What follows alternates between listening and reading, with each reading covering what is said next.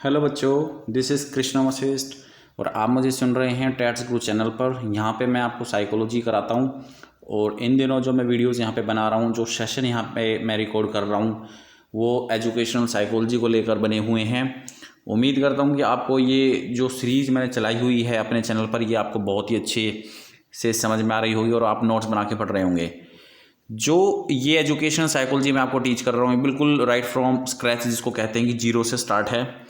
और अगर आप किसी भी टीचिंग एग्ज़ाम की प्रिपरेशन कर रहे हैं तो ये जो साइकोलॉजी है ये वहाँ पे पूछी जाती है और आप इन वीडियोस को देख के अच्छे से अपने नोट्स बना के पढ़ सकते हैं। ठीक है, आपको काफ़ी हेल्प मिलेगी। तो दोस्तों, आज की वीडियो को हम स्टार्ट करते हैं। आज हम पढ़ने वाले हैं एजुकेशन साइकोलॉजी का उद्देश्य। ठीक है, ऑब्जेक्टिव क्या है। तो डिफरेंट ऑब्जेक्टिव होते हैं, वन बाय वन मैं आपको डिटेल में एक्सप्लेन करता हुआ चलूँगा विद एन एग्जाम्पल। ठीक है, तो मैं कोशिश ये करूँगा कि आपको अच्छे से समझ में आ जाए और आप जो है इस टॉपिक को लेके, क्योंकि ये जो टॉपिक है ये इंपॉर्टेंट है, क्योंकि यहाँ पे ज़्यादातर पैडागोजी से रिलेटेड क्वेश्चंस आते हैं। ठीक है, तो स्टार्ट करते हैं दोस्तों। The main M of education and psychology is complete development of the personality and continuous progress.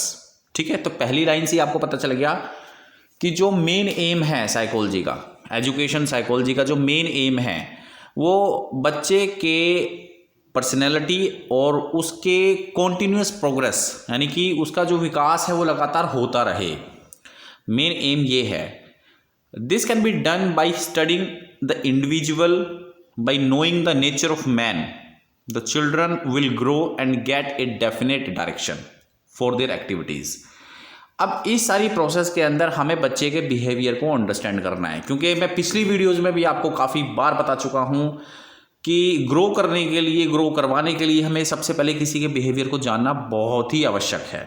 ठीक है, by getting correct guidance the children will adjust in the social environment.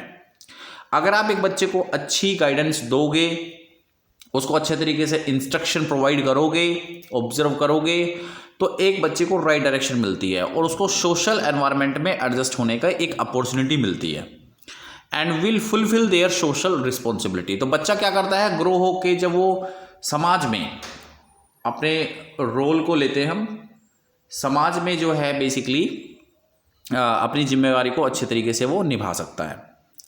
The objectives of educational psychology are wide and not narrow.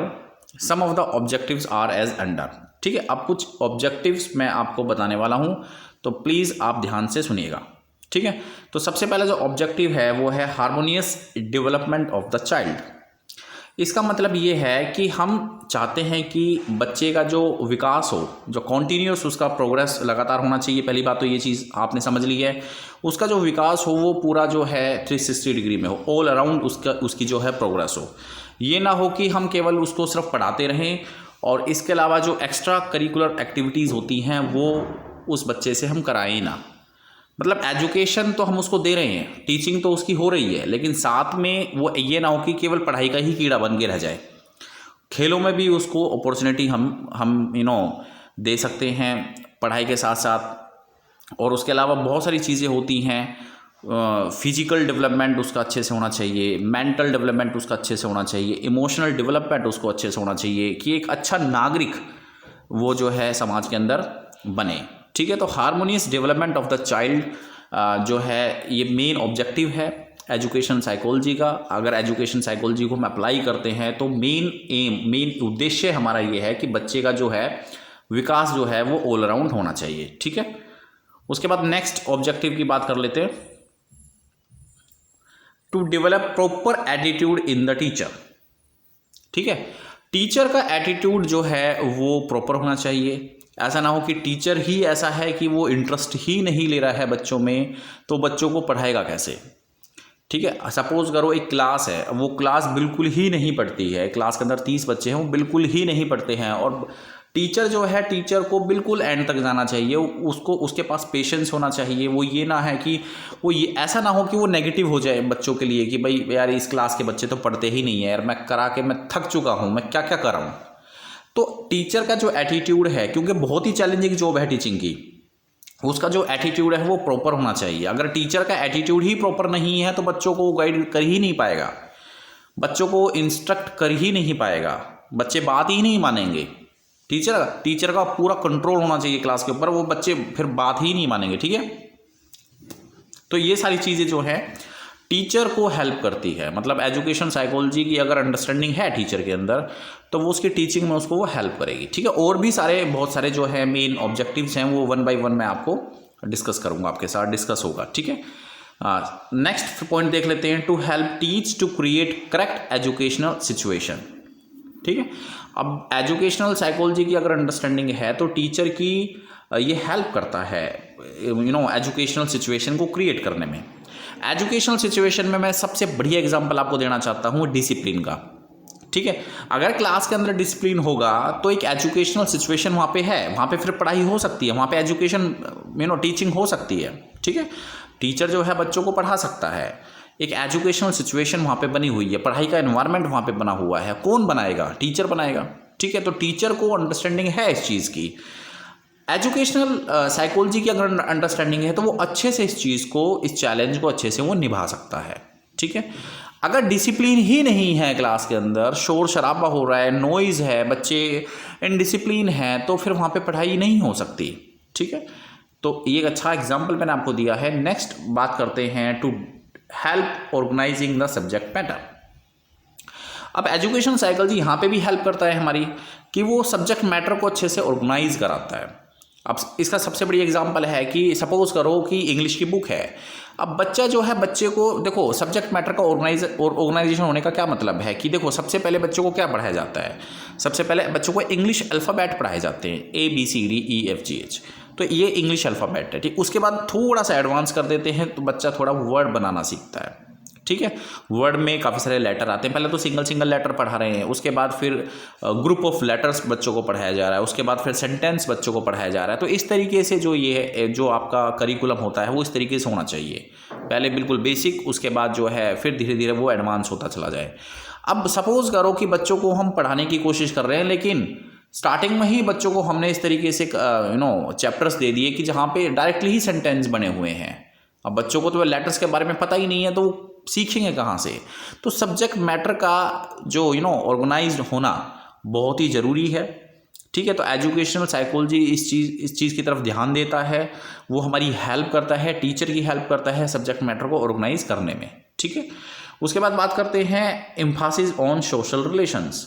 तो social relations पे भी जोर देता है education psychology. मतलब अब एक बच्चा है, सपोज करो वो बहुत ही रिजर्व पर्सनालिटी का है, इंट्रोवर्ट है, वो किसी से बात ही नहीं करता, अच्छे से घुल मिल नहीं सकता दोस्तों के साथ, तो वो फिर जो है डिफरेंट एक्टिविटीज़ में पार्टिसिपेट कर ही नहीं पाएगा।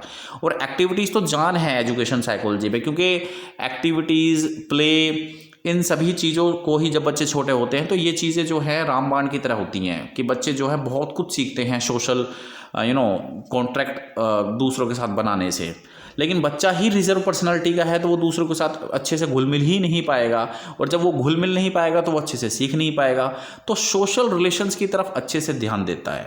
अगर बच्चों को पॉजिटिव सोशल रिलेशनशिप मिल जाए तो वो अपने काम को और प्रोडक्टिव बना सकता है। मैंने बोला है कि सोशल रिलेशनशिप, नेगेटिव रिलेशनशिप नहीं।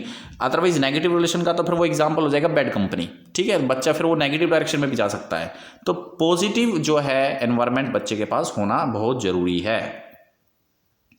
Next, to help the teacher in treating peoples with sympathy. ये बहुत ही इंपॉर्टेंट पॉइंट है।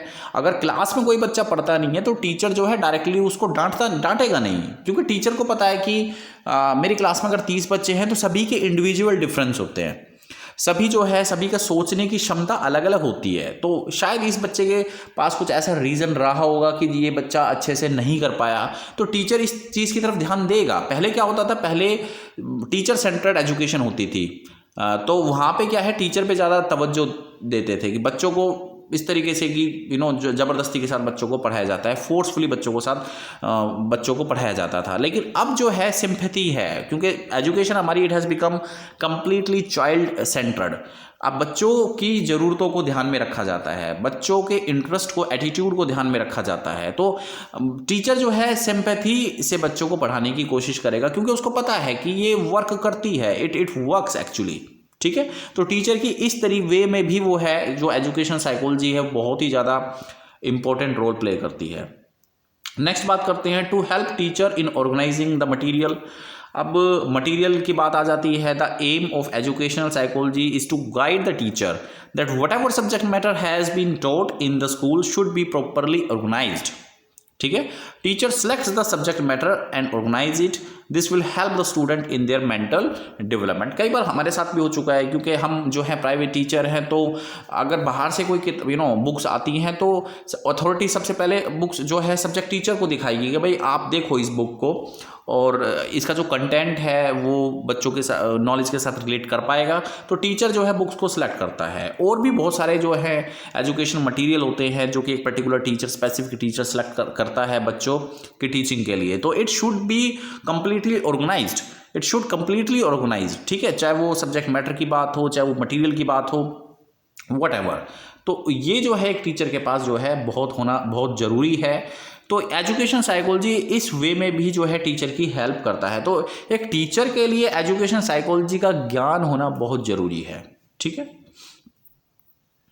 Next, to provide technique of analysing self and others behaviour. तो ये एक प्रकार की जो है एक ऐसी टेक्निक है जो कि अपने बिहेवियर को भी ऑब्जर्व करने का मौका देती है और दूसरों के बिहेवियर को भी ऑब्जर्व करने का मौका देती है। ठीक है। सपोज करो मैं एक स्टूडेंट हूँ और मुझसे कहीं पे गलती हुई है, तो गलती कहाँ पे हुई है मैं अपने इस बिहेवियर को अंडरस्टैंड करने की कोशिश करूँगा, मैं अपनी वीकनेस को रिमूव करने की कोशिश करूँगा। ये जो एजुकेशन साइकोलॉजी है ऐसा करने के लिए हमें प्रेरित करती है।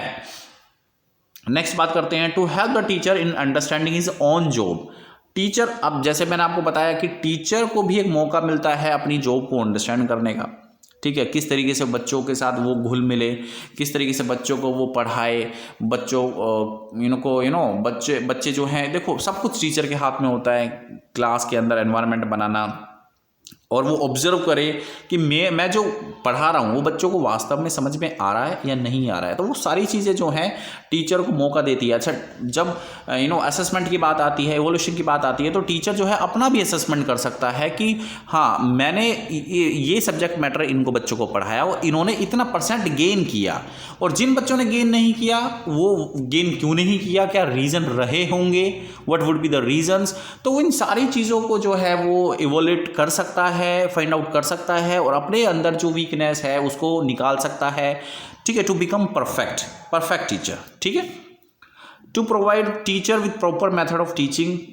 टीचर को बताता है कि भाई प्रॉपर मेथड्स क्या हैं। ठीक है। तो ये सारी चीज़ें जो हैं एजुकेशन साइकोलॉजी हेल्प करती है। भाई टीचर की तो बहुत ज़्यादा हेल्प होती है। ठीक है। टीचर को किसी के बच्चे के बारे में जानने की उत्सुकता हो, बिहेवियर उसको वो ऑब्जर्व करने की कोशिश कर रहा हो, तो एजुकेशन साइकोलॉजी से बड़ा कोई सब्जेक्ट नहीं है। ठीक है। To consider social relationship with most important. ये मैंने आपको पहले ही बता दिया है कि सोशल एनवायरनमेंट का क्रिएट होना बहुत ज़रूरी है।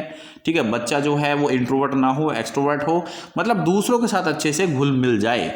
To guide the administrator and organiser of educational institutions.